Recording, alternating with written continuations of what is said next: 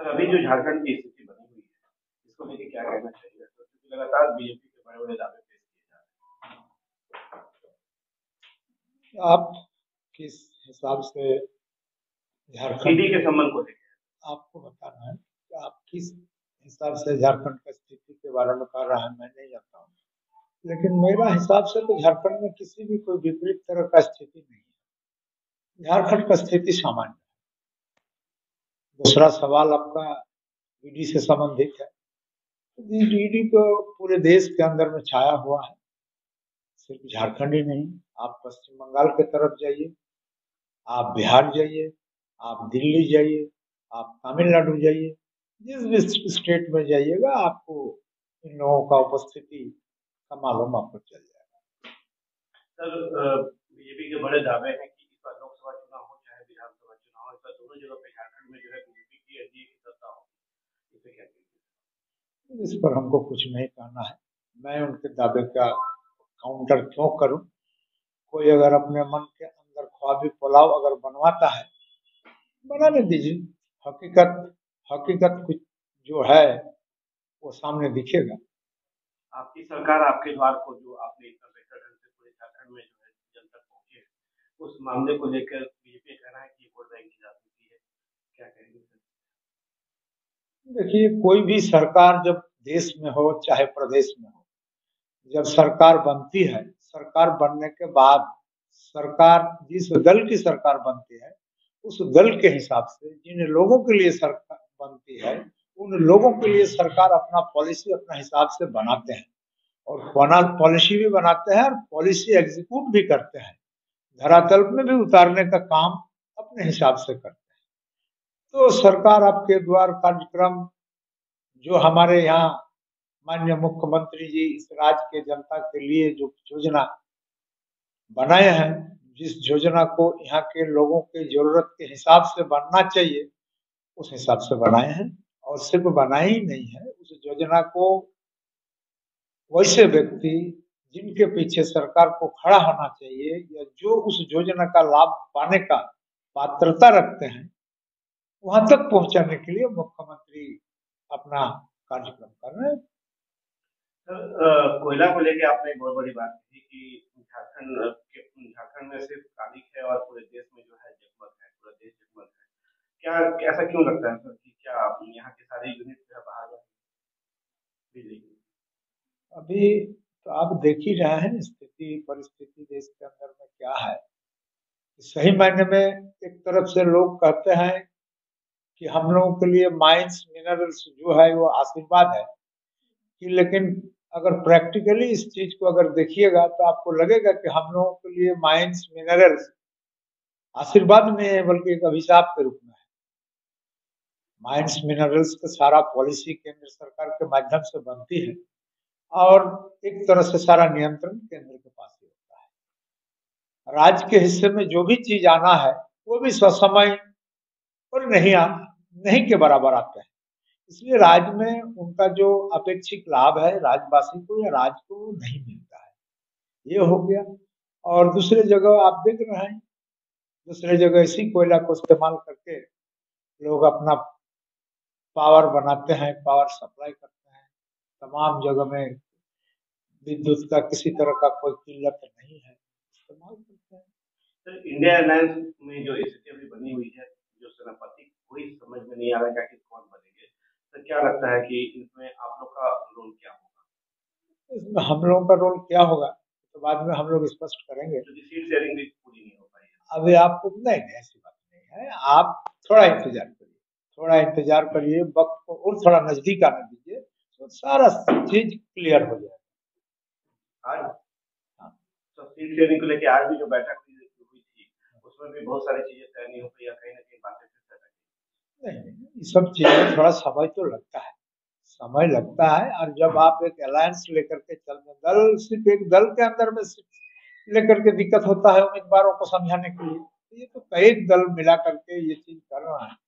तो सही बात है, इसमें तो थोड़ा सा दिक्कत आती है, लेकिन फिर समय पर ये निपट भी जाता है। सर कहा यह भी जा रहा है कि इंडियन एयरलाइंस में जो चर्चा है वो ये है कि नीतीश कुमार को जो है सर प्रधानमंत्री के लोग प्रेजेंट करना चाह रहे हैं और नहीं नेता मान लेना चाहिए सेनापति के तौर बहुत सारे लोग जो है इसको तय नहीं कर पा रहे हैं। क्या लगता है सर कि ये सही रहेगा या फिर इसमें अभी बदलाव की ज़रूरत देखिए, इसमें हमको किसी तरह का विचार करना बहुत उचित प्रतीत नहीं होता है। जब अलायंस के लोग बैठेंगे एक साथ, तो कौन किनके नेतृत्व में चुनाव होगा, किनको प्रधानमंत्री बनाया जाएगा, इन तमाम विषय निर्भर करता है अलायंस के तमाम नेताओं को जब मिल बैठ कर निर्णय करेंगे तब। और हमको लगता है कि जहाँ वक्त आएगा, समय आएगा, तो निश्चित रूप से ये भी तय हो जाएगा। है? सर अयोध्या हाँ, ठीक है, कोई बात नहीं, चलिए। अयोध्या में जो है हेमंत जी ने कहा है कि मुझे नेता नहीं मिला, नेता मिलता तो हम जाएँगे। तो सर इसके पीछे कुछ राज है? इस पीछे क्या राज बताएंगे? जो लोग इसको कंडक्ट कर रहे हैं, जो लोग इनका संचालन कर रहे हैं, परिचालन कर रहे हैं, किन किन लोगों को निमंत्रण देने के योग्य समझते हैं, लायक समझते हैं, वो तो उनके मानसिकता पर और उनके विचार पर निर्भर करता है। अब जिनको उनको अच्छा है उनको बुला रहे हैं, जिनको हो सकता है उनको लग रहा है उनको नहीं बुला रहे सर आप एक स्पीकर हैं, क्या लगता है आपको बुलाया गया है या यदि हैं। बुलाता नहीं, है तो आप जाएँगे? मेरे पास भी ऐसा कोई आधिकारिक सूचना नहीं आया है, और बाद में जब इस तरह का आधिकारिक सूचना आएगा तो सोचेंगे। सर इस पूरे संथाल परगना में एक समस्या है बांग्लादेशी घुसपैठियों को लेकर। इसके लिए लगातार ये कहा जा रहा है कि ये वोट बैंक के लिए इस तरह की मतलब बातें होती है। क्या कहेंगे सर इस पे क्या कहना चाहिए? इसमें आपको क्या कहेंगे? क्या ये मामला गंभीर नहीं है? हम लोग तो इस तरह का महसूस नहीं करते हैं। हम लोग भी विधानसभा का प्रतिनिधित्व करते हैं। यह पूरा जिला के ऊपर हम लोगों का भी नजर आया है। हम लोग को इस तरह का विषय हम लोग का दृष्टिगोचर अभी तक नहीं हो पाया है। और कौन लोग इस तरह का दृष्टिगोचर हो रहा है, ये तो मुझे जानकारी नहीं है। और एक बात मैं इसमें आप इसी के क्रम में बता दें, जो हमारा बॉर्डर है, जिस बॉर्डर से घुसपैठियों को आना जाना रहता है, उस बॉर्डर का नियंत्रण किनके हाथ में? सवाल इस जगह पे बनता है। जिनके हाथ में उसका नियंत्रण है, वो अगर आने दे रहा है तो आ रहा है, वो रोक रहा है तो रुका रहा है। बात साफ है।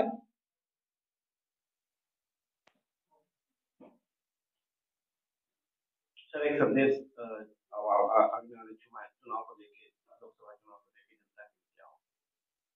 अगले चुनाव में जनता पिछले 10 साल से जिस तरह का अनुभव किया है, निश्चित रूप से जनता इस बार अच्छा निर्णय लेंगे। और ये निश्चित है कि सत्ता का परिवर्तन होगा। क्या लगता है सर कि इस बार बीजेपी नरेंद्र मोदी की सरकार नहीं आ पाएगी केंद्र में? देखिए, वो तो समय बताएगा, लेकिन देश के अंदर में जिस तरह का स्थिति बना हुआ है, लोग खासे नाराज हैं। सर आप तो जनता के बीच जा भी रहे हैं, लगातार भ्रमण कर रहे हैं, दौरा कर रहे हैं, जनसभा इसीलिए कर रहे हैं। इसीलिए लगातार जा रहा है, इसीलिए इस बात को आपके बीच में कह रहा है कि जनता के बीच नाराजगी बहुत ज्यादा है केंद्र सरकार को लेकर। तो मुख्य समस्या के तौर पे केंद्र से आधारित मुख्य समस्या के तौर पे क्या सामने आता बहुत सारे समस्या, आपको हम कितना समस्या है? गिनाए? कुछ बातें बता दें इम्पोर्टेंट। इम्पोर्टेंट सब कुछ है। आज देखिए, सेंट्रल सेक्टर का जो अपॉइंटमेंट है वो भी नहीं हो पाया है। और सारा सेंट्रल का जो एड स्टेट को मिलता है, जिस एड के माध्यम से स्टेट अपना स्टेट को बेहतर ढंग से चलाते हैं, उसमें भी कमी आई है। आज मुख्यमंत्री जी कई बार केंद्र से संपर्क किए कि हमारा बकाया पैसा जो कोयला का रॉयल्टी है वो हमको दे दीजिए। हमारा राज्य बहुत पिछड़ा हुआ राज्य है, लेकिन वो भी हम लोगों को नहीं मिल रहा है। जो जो चीज केंद्र के नियंत्रण में है, वो उसका जो वितरण है या डिस्ट्रीब्यूशन है, वो हम लोगों के राज्य में ठीक ठाक ढंग से नहीं हो पा रहा है। सर एक नया आदेश जारी हुआ है अधिकारियों के लिए कि बिना राज्य से पूछे जो है कोई भी केंद्र से आए हुए टीम को जो पूछताछ के लिए जो आती है टीम को उनको कुछ भी नहीं बताना है बिना बात किए। क्या ये सही है? इस पर अभी हम आपको नहीं बता पाएंगे, इसलिए कि ये सब क्या बात है क्या बात नहीं है, इसके बारे में हमको जानकारी हासिल करना पड़ेगा, तभी हम उसको कुछ बोलेंगे। लेकिन इतना बात तो निश्चित है, केंद्र की सरकार है, राज्य की भी सरकार है। अगर किसी जगह में कोई सरकार किसी सरकार को परेशान करने के लिए कुछ अगर करते हैं, तो ये तो स्वीकार्य नहीं है। सर क्या ये दबाव ऐसा नहीं लग रहा है कि ये दबाव ये तो नहीं है कि मतलब कि जेवन जो है बीजेपी की ओर रुख करे? नहीं, सब बात पर कुछ नहीं बोलना है। बातें मार्केट में है अफवाह है। नहीं नहीं, सब में नो कमेंट्स।